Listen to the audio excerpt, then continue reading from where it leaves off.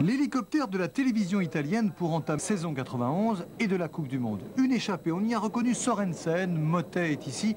Il y a également Chiappucci. Ces hommes sont partis de loin, de très loin, dans des conditions atmosphériques qui inspirent plus l'hiver que le printemps. Tous les autres ont été piégés. Celui qui paraît le plus fort dans cette échappée, qui fait de gros dégâts, c'est l'Italien Claudio Chiappucci. Même si Sorensen parvient à s'accrocher quelques instants, Fignon, lui, est éliminé. Lorsque l'échappée part de si loin, ils ont fait, je crois, près de 180 bandes de vent. Donc, généralement, elle est rattrapée, cette échappée.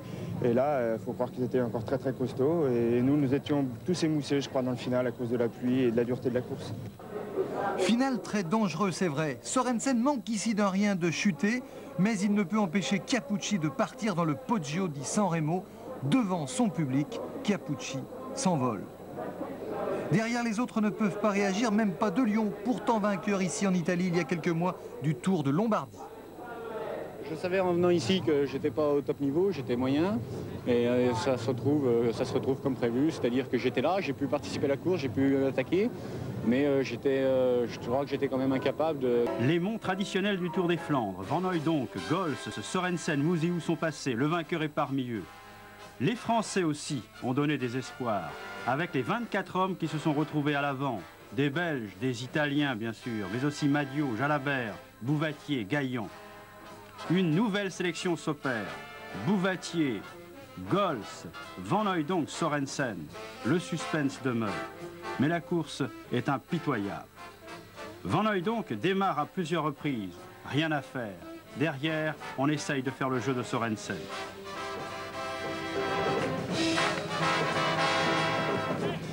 Il reste le Bobsberg. De temps en temps, Macma informe de pavés défoncés. Mais là, Van Hooijdonk va démarrer. Admirez l'athlète. Puissant, fin et ô combien efficace. Un homme de classique avec ses bras à l'équerre. Il est parti après 200 km de course. Désormais, on ne le verra plus. Tout près de lui en voiture, Eddy Merckx approuve. Retenons pour l'honneur Museeuw, Sorensen et Gols. Sorensen en tête de la Coupe du Monde.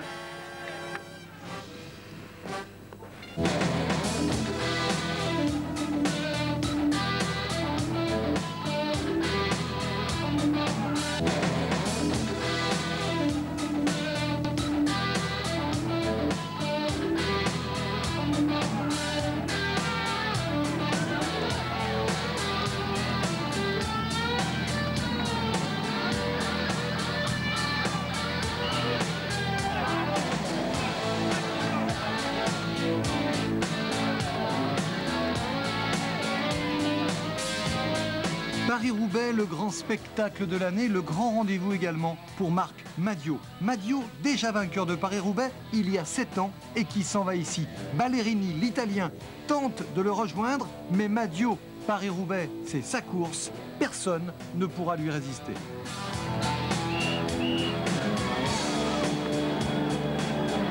Trop tard pour Ballerini, trop tard pour De Wolf. Madio va rentrer seul dans le Vélodrome de Roubaix.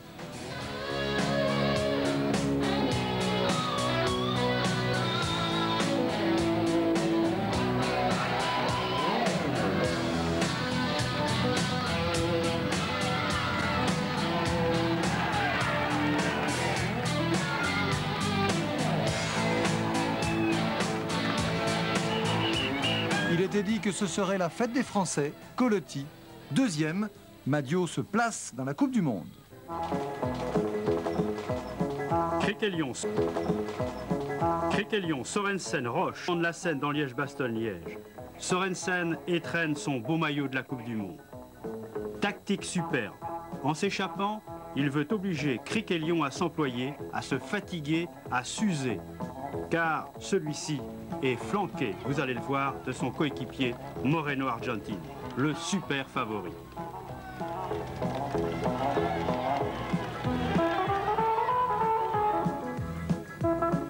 À ce jeu, Sorensen ne tarde pas à être repris. Il ne s'en émeut pas. Argentine est là, omniprésent, avec Criquelion bien sûr, mais aussi Indurain. Ils sont donc 4 hors de portée du reste.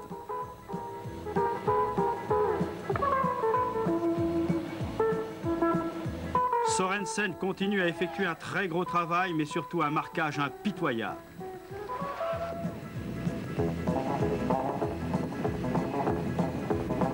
Nous sommes sur le quai des Ardennes à Liège. Argentine s'apprête à l'emporter pour la 4e fois.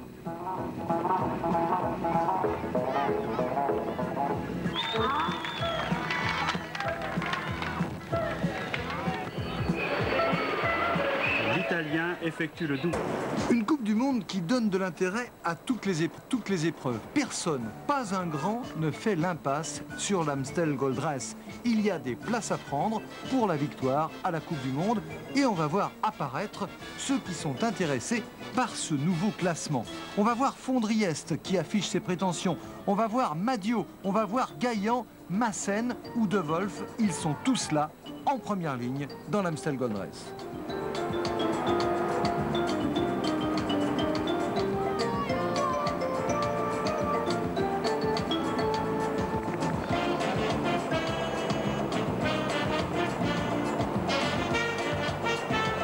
Les mêmes dans le Coberg, Fondriest en 2e position, mais il ne parvient pas à lâcher Maassen et De Wolf. Il a des ambitions également, Marc Madio, dans cette Coupe du Monde, tout comme Martial Gaillan. On les retrouvera jusqu'au dernier jour, jusqu'au Tour de Lombardie, jusqu'à aujourd'hui.